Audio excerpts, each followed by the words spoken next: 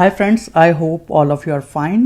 Today it would be the continuous series which we have started few days back for the decision point trading, and today we'll talk about part 1.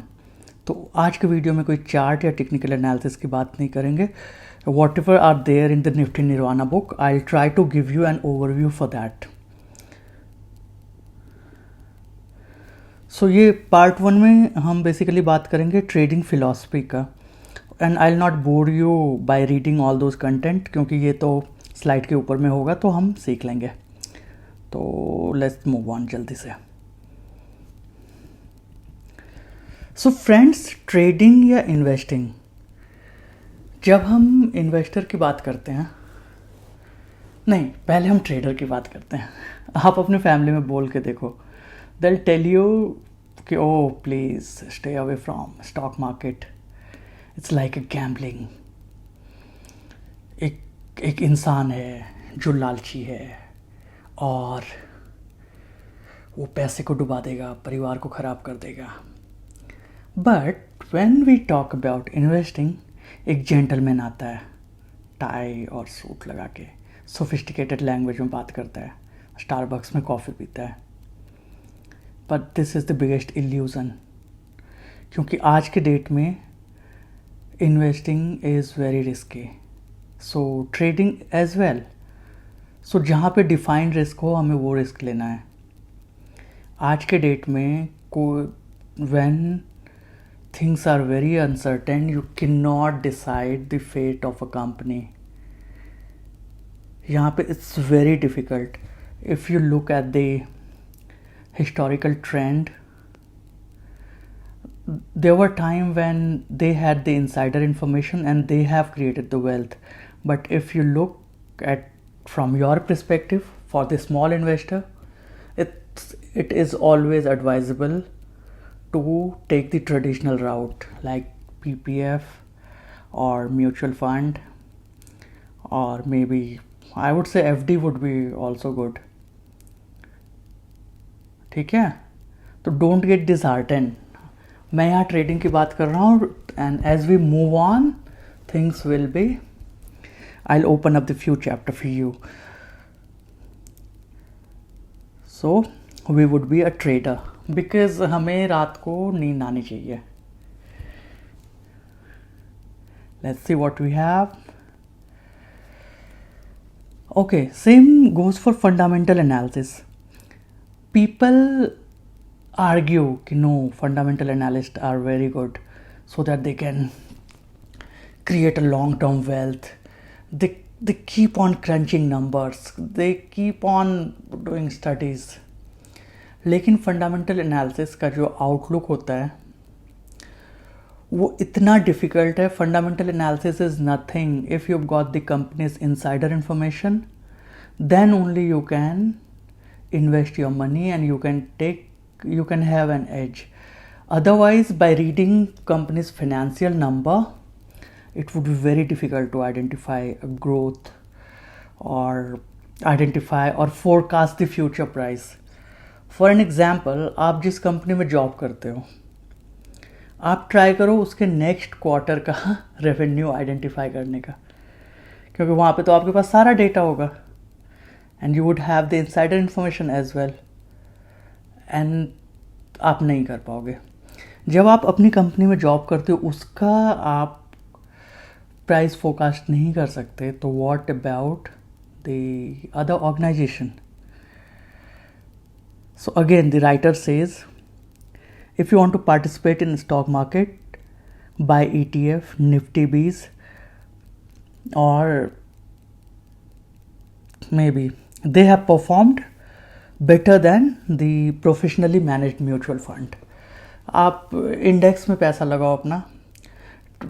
Simple सा फंडा है, देखो, to cut it short.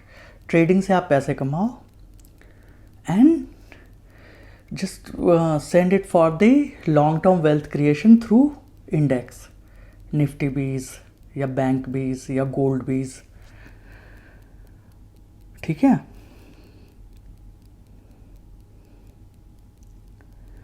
So why do we trade for the income? So अगर मैं आपसे एक question पूछूंगा कि what is your biggest asset, you can say that it's your home, your investment or your saving. But none of these things are possible without income. अगर आपके पास एक regular income नहीं रहेगा तो these assets would be useless. जब आपको पैसे की ज़रूरत होगी तो आप अपना घर बेच नहीं दोगे. So the biggest asset should be to learn a skill which can help us to generate money in future. और आज का जैसा सिचुएशन है, there is no guarantee in the job. Any day we can get fired, or maybe the pay cut, maybe the outsourcing things would go. Unless you are not the professional, which is 2% of the Indian. So all of us like the job is very uncertain.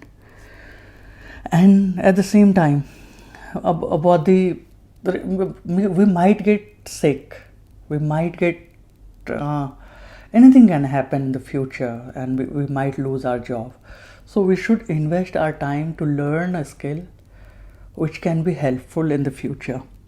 और हम में से mostly लोग जो retire होंगे तो हमारे पास जो स्किल होगा वो यूजलेस होगा, whatever we are doing in office.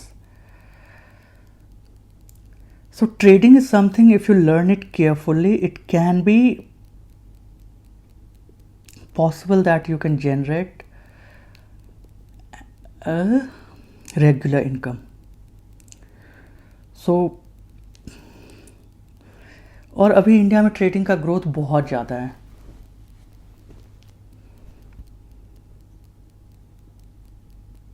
And it can be learned from anyone, maybe housewives, maybe working professional and at home parents. So trading is something which can be learned by everyone or anyone. Day trading क्यों करनी चाहिए हमें? Day trading का advantage ये होता है कि हम लोअर टाइम फ्रेम में काम करते हैं. जब लोअर टाइम फ्रेम में आप काम करोगे तो आपको स्विंग ज़्यादा मिलेंगे. Swing means high and low of the price movement. And the major advantages, you can get the regular income. Let's say कि आपने कोई स्टॉक खरीद कर रख दिया अगले 6 महीने के लिए, तो उसका प्राइस जो फ्लक्चुएशन होगा, it can not give you an income. Maybe it can give you certain amount of money after 6 months. But if you are looking for the regular monthly income, day trading is the only way. और यहाँ पे आपको immediate result मिल जाता है. Better यहाँ पे है कि आप सुबह से शाम तक you are able to, once you know the risk management. For an example, if you spend 10,000 rupees, if there would be loss, still you will have 8,000 rupees. By evening you know your fate. तो यहाँ पे आप अपना एक monthly budget बना सकते हो, एक फाइनेंशियल प्लानिंग कर सकते हो. अगर हम प्राइस एक्शन की बात करते हैं, पैटर्न की बात करते हैं, तो ये डे ट्रेडिंग में लोअर टाइम फ्रेम में ज़्यादा फ्रीक्वेंटली अकर होता है. और दूसरी बात ये है कि जितनी भी स्मार्ट मनीज हैं, दे ट्रेड ऑन इंट्राडे. तो उनका मूव, क्योंकि वो जो बाय करते हैं या सेल करते हैं, जो प्रोफेशनल ट्रेडर्स होते हैं, उनका एक्शन आप एंटिसिपेट कर सकते हो अगर आप फ्रीक्वेंटली चार्ट को देखोगे तो. और ये चीज़ स्विंग ट्रेडिंग में या लॉन्ग टर्म इन्वेस्टमेंट में आपको कहीं से पता नहीं चलेगा कि अच्छा अगले 6 महीने के लिए वहाँ पे FIS बाइंग कर रही है या फिर DIS पैसे निकाल रही है. वो जो डिलीवरी का परसेंटेज है या फिर जो भी नंबर्स पब्लिश्ड होते हैं, फाइनेंशियल नंबर्स, तो वो मिक्स एंड मैचअप होते हैं. उसमें कुछ पता थोड़ी ना चलता कि किसका क्या है, किसका क्या कंट्रीब्यूशन है. और डे ट्रेडिंग सीखना आसान इसलिए कि आपको एक ही काम रोज करना है. थोड़े बहुत प्राइस पैटर्न होते हैं, आपके जोन में प्राइस आया तो यू वुड बाय और सेल, अगर नहीं आया तो will not trade.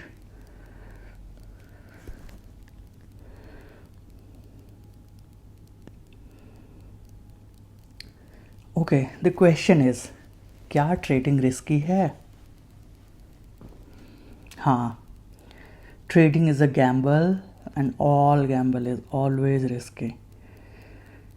But tell me one thing, life में क्या रिस्की नहीं है? इवन जो बैंक में आपका पैसा पड़ा हुआ है, bank goes bankrupt, the maximum you can gate 100,000 rupees. आप सोना खरीद सकते हो, गोल्ड खरीद सकते हो, बट इसकी क्या गारंटी है कि उसका प्राइस फॉल नहीं होगा? और ये फिनेंस का सिंपल सा रूल है, हायर रिटर्न के लिए you will have to take the higher risk. You cannot expect the great return with minimum risk. It's against the natural law of money. It's against. तो trading risky है, बिल्कुल risky है, लेकिन there are certain ways and method to manage risk in the trading. That would be your stop loss. So we must learn money management and stop loss and follow it religiously. So don't worry, now you're a smart trader, so you'll learn that.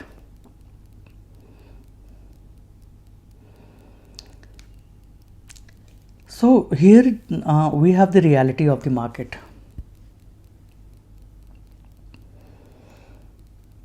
क्या है market की reality? What do you think? How market moves? Problem हमारे stock market की ये है कि mostly technical analysis की जो बुक्स लिखी हुई है, they have been written by failed trader. They are good author but not the trader. उन्होंने क्या करा है कि ट्रेडर्स का इंटरव्यू लिया है और उनके एक्सपीरियंस पे उन्होंने बुक्स लिखी हैं. They are very good in articulation, language पे उनका बहुत अच्छा है, लेकिन mostly book full time trader के द्वारा नहीं लिखी गई है. और जो उन्होंने बताया हुआ है हमें वो रियलिटी लगती है.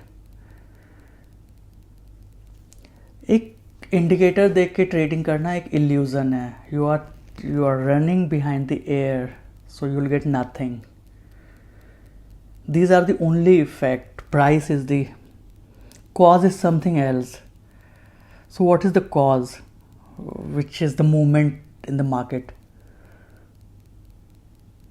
So the first answer is price. सब कुछ आपके सामने ही है, लेकिन as per the writer, price is just an effect. So ultimately, people, we are the reason for the market movement. If you are able to identify कहाँ पे सबसे ज़्यादा लोग बाय कर रहे हैं, कहाँ पे सबसे ज़्यादा लोग सेल कर रहे हैं, and you would be able to gaze that direction, you would be able to get that without hesitation, you'll win in this game. Trading is nothing but the following the footprint of smart money. वो जो भी हो, we don't care, वो Morgan Stanley हो या फिर LIC हो, DIS हो, FIS हो, JP मॉर्गन चेस हो, वहाँ आपको चार्ट पे दिखेगा, हमें उसके पीछे जाके we don't need to fight with them. हम स्टॉप लॉस क्यों नहीं लेते हैं? क्योंकि हम फाइट करते हैं उनसे. चलो ठीक है, stop loss is out of the topic at this moment. So this is the reality of the market. It's we, the people who moves the market. So we have to identify the footprint of smart money. ठीक है? So there are two kind of trading: discretionary trading और mechanical trading. Mechanical trading करने के लिए आपको coding आनी चाहिए, पहली बात. बहुत सारा डेटा क्रंचिंग करनी चाहिए. और दूसरा है कि आप चार्ट देखो, अपना माइंड यूज़ करो, अपना फीलिंग्स यूज़ करो, मल्टीपल फैक्टर को ध्यान में रखते हुए आप एक अपना डिसीजन बनाओ, then take a trade. So we should be preferring for the second one, the discretionary trader, because we don't have the technical expertise or the resources or the statistical knowledge to develop a mechanical trading system. So we are happy with discretionary trading, हम अपने दिमाग से करेंगे, भगवान ने दिमाग दिया है हम उसका यूज़ करेंगे, सिंपल सी बात है, उसी को बोलते हैं डिस्क्रिशनरी ट्रेडिंग। दिल का यूज नहीं करेंगे ठीक है, दिमाग का। वो नहीं कि लॉस पे लॉस, लॉस पे लॉस, वहाँ पे फिर तो क्या होता है ना। डिस्क्रिशनरी, मैं आपको एक एग्जांपल देता हूँ। जब आपको लॉस होता है तो हम रिवेंज ट्रेडिंग लेने लगते हैं, और हम सबको पता है कि we have to be disciplined. लेकिन एक चीज़ बताओ, आप डिसिप्लिन नहीं होते क्योंकि वहाँ पे आप अपना बॉस खुद होते हो। जब आप ऑफिस में होते हो या जब आप स्कूल में होते हो, कॉलेजेस में होते हो, and you don't like your boss, और someone said something you did not like, or you are in the market, एक बहुत ज़्यादा बॉडी बिल्डर वाला आदमी है, he told you something but you did not react, क्यों? Because you could feel the potential danger. If I'll say something to that bouncer, maybe he can break my face. If I'll say something or in my anger to in front of my boss, I may lose my job. If I say something against my wife or parents, जब वही mind आपका यहाँ पे आपको discipline में रख रहा है, तो सेम माइंड को ट्रेडिंग करते टाइम क्या हो जाता है? थिंक उसी माइंड से। वहाँ पे अगर आप पोटेंशियल डेंजर को फील नहीं करोगे तो आपका अकाउंट हो जाएगा ज़ीरो। ट्रेडिंग साइकोलॉजी में ये चीज़ की हम बातें करेंगे, don't worry, will talk about that in details.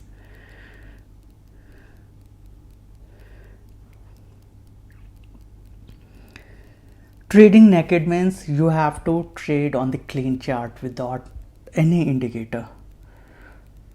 Majority of traders use indicator to make short-term trading decision.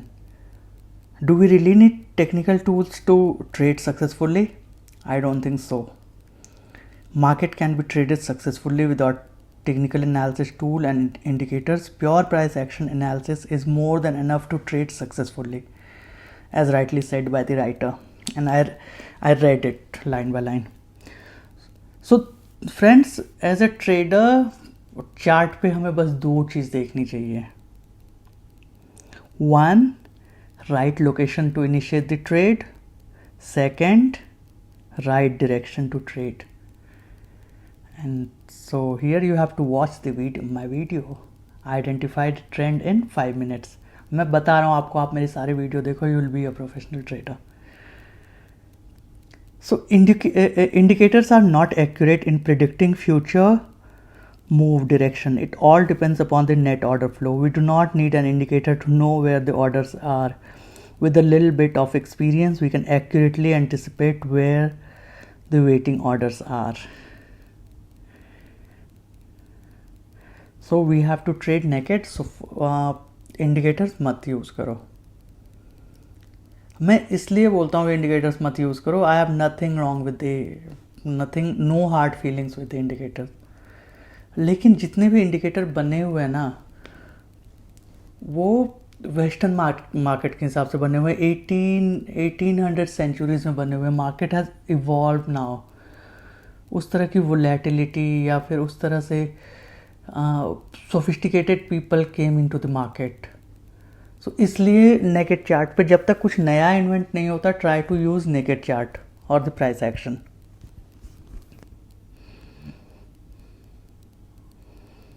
Okay, why अपनी प्यारी निफ्टी। देखो, अगर इंट्राडे ट्रेडिंग आप अलग अलग स्टॉक में करोगे तो आपकी ज़िंदगी ख़राब हो जाएगी। टू कट इट शॉर्ट, एक इंस्ट्रूमेंट में ट्रेड करो, treat it as your best friend or wife or sister, brother, whosoever is important in your life. उसके साथ क्या होता है कि whenever we get married or we come into a relationship or join an organization, हमें starting में एक दूसरे का बिहेवियर समझ में नहीं आता। धीरे धीरे धीरे धीरे धीरे धीरे we try to adjust with each other's behavior. So if you would be trading one instrument every day, gradually you would be able to identify and understand that instrument. जो स्टॉक्स की बात होती है उसमें क्या होता है, आपको होता ही है ना कि हम एक जगह से यूट्यूब से हम कोई स्ट्रैटेजी सीखते हैं and we go for the intraday trading, लेकिन आपको ये नहीं पता होगा कि कौन सा मीन रिवर्जिंग स्टॉक है, कौन सा ट्रेंडिंग स्टॉक है. जो टेक्निकल एनालिसिस आपको रिलायंस में काम देगी वो एक्सिस बैंक में नहीं देगी.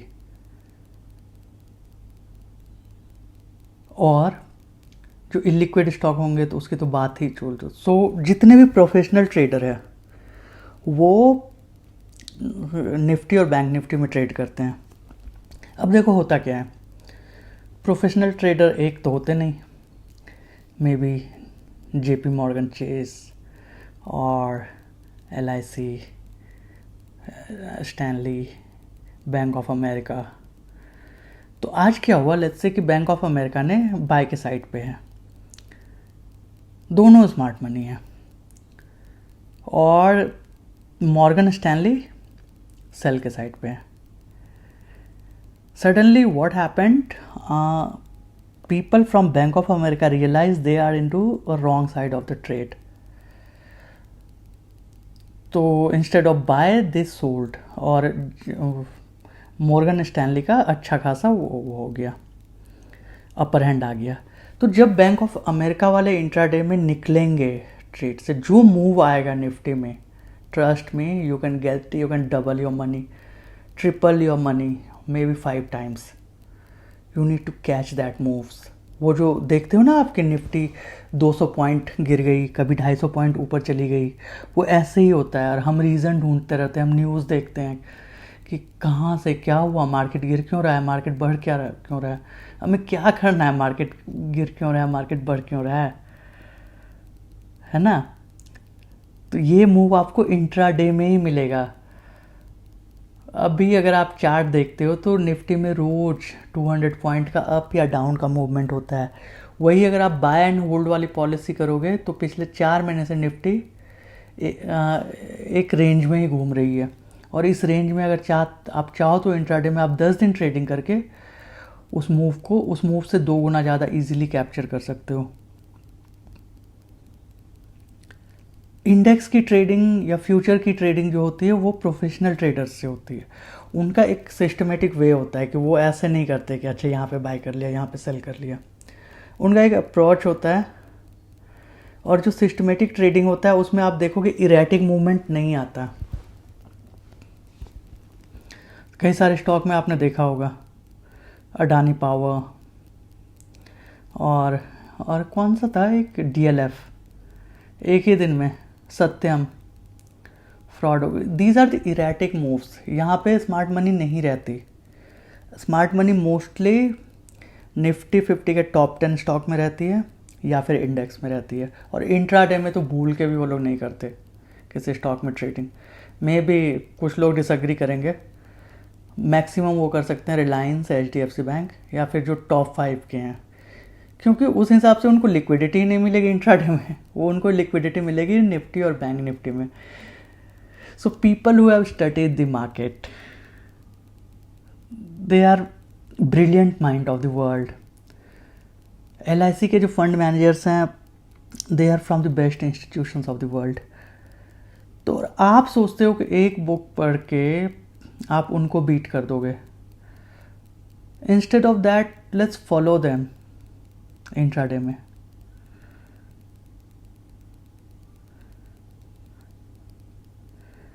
Okay, on this note, let's move to next slide. Trading revolution, trust me, हम लोग बहुत अच्छे टाइम पे जी रहे हैं. आपने जो वो वेब सीरीज़ देखी थी ना हर्षद मेहता का, ये सब ऐसा से क्यों हुआ था? क्योंकि उस टाइम पे स्टॉक मार्केट कुछ लोगों के हाथ में थी. अभी ये जो ब्रोकर्स थे और इतने सारे स्कैम्स हुए थे, इनसाइडर इन्फॉर्मेशन, ये सब ख़त्म हो गया था जब से डिजिटल ट्रेडिंग आया. फ्लोर ट्रेडिंग को रिप्लेस करके डिजिटल ट्रेडिंग आया. सेकंड हुआ जब डिस्काउंट ब्रोकर ज़ीरो था। तो आज की डेट में आपको 20 रुपये में एक ट्रेड मिल जाता है। बाय एंड सेल लगा के मैक्सिमम 100 रुपीज़ तक जाता है एक कॉन्ट्रैक्ट में। Earlier it use to be huge money. और तीसरा जो मेरे को लगता है अपनी तरफ से, वो सेबी का। अब देखो, अब आप बोलोगे कि आप बोल रहे हो कि आजकल फ्रॉड नहीं होते। क्या फ्रॉड होते हैं, लेकिन कोई ऐसा फ्रॉड नहीं होता जो कि अक्रॉस द कंट्री को सोचने के लिए मजबूर कर दे। और जब से ये FIS आए हैं तो इन्होंने इंडियन मार्केट की जो मोनोपोली थी, जो कुछ लोग थे जो कोई बोलते थे I am a bear cartel, I am into the bull side, इन सबको ख़त्म कर दिया। सीरीज़ तो आप लोगों ने देखी ही होगी अगर आप। और अभी के टाइम पे सिर्फ 5 से 7% लोग ट्रेडिंग करते हैं। सो लॉकडाउन के बाद कितना ज़्यादा ट्रेडिंग में इवॉल्व हुआ है, कितने नए लोग आए हैं। तो और जैसे हमारा जनरेशन है फाइनेंशियली बैलेंस्ड है, जो हमारा नेक्स्ट जनरेशन आएगा वो फाइनेंशियली लिटरेट रहेगा। हमारे से पहले वाले जनरेशन को फाइनेंशियल प्लानिंग नहीं आती थी। Don't take it offend, I am talking about major Indian. Offended मत लेना, क्या अच्छा ऐसा कैसे हो सकता है, मेरे पेरेंट्स को फाइनेंशियल प्लानिंग नहीं आती। आई am talking about normal population.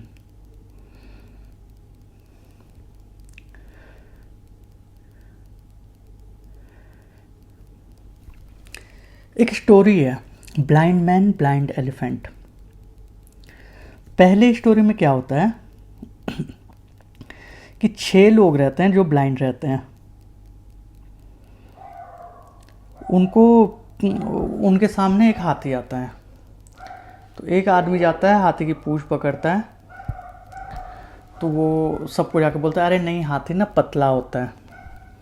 दूसरा जाता है, उसका सूंड पकड़ता है, बोलता है नहीं नहीं, हाथी मोटा होता है। कोई जाके उसका पैर पकड़ता है, उसने बोला कि नहीं, हाथी एक पिलर की तरह होता है। किसी ने उसका दांत पकड़ा, बोलता है नहीं, हाथी is like elephant is like knife. जो सबसे लास्ट वाला आदमी होता है तो वो चिल्ला के बोलता है कि पता नहीं यार, हाथी कैसा दिखता होगा। तो जो हाथी का ओनर है, जिसको हम महावत बोलते हैं, वो उसको लेके जाता है, उस हाथी को टच करवाता है हर साइड से।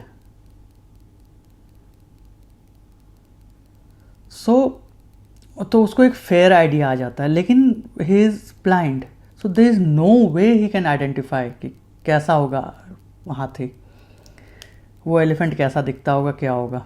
लेकिन उसको एक आइडिया आ जाता है and he is the most accurate when you will compare with, even he doesn't know how elephant look like because he is blind. But if you'll compare with all those 6 people, he has fairly better knowledge. He is close to the accuracy. That is how you have to be like a 6 man. इसका दूसरा version है story का। 6 हाथी रहते हैं जो अंधे रहते हैं, उनको लगता है इंसान कैसा होता है।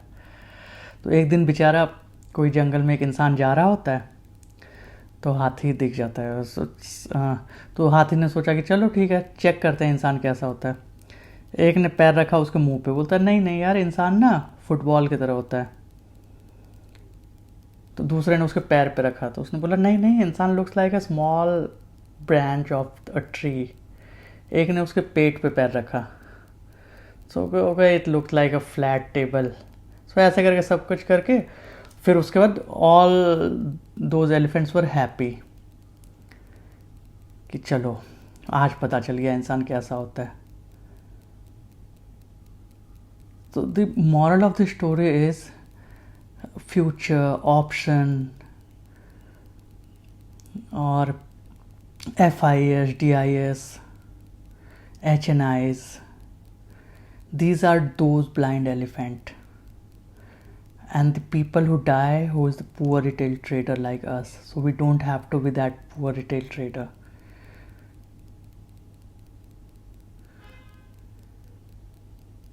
ठीक है, be like the 6 man, at least you can get the fair idea. जो मैं आपको बोल रहा हूँ, there is no way we can identify the market or predict the market, लेकिन कुछ ना कुछ ऐसा तो कर सकते हैं कि क्लोज टू एक्यूरेसी.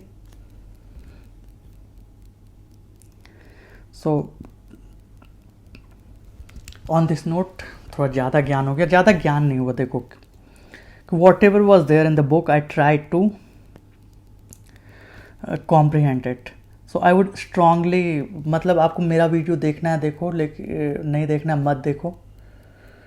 मैंने लैंग्वेज बैरियर के चलते ही इसको एक्सप्लेन करने के लिए ट्राई करा था, but you should read that E book.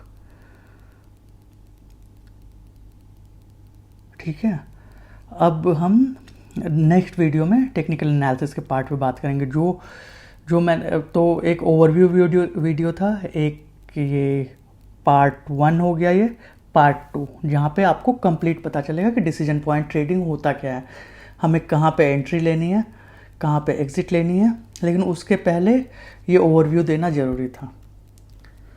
So on this note thank you so much. फिर से कैसे बोलते हो, please like and subscribe my channel, share it to your friends को क्या करोगे शेयर करके, वो ट्रेडिंग तो करते नहीं हैं. कर लेना, थोड़ा सा लाइक और सब्सक्राइब होता है तो थोड़ा अच्छा लगता है, क्योंकि कितना मुश्किल होता है ये बनाना. पहले बुक से पढ़ाई करो, then convert it to PPT, फिर रिकॉर्ड करो. तो प्लीज़ यार, please subscribe. Thank you so much friends.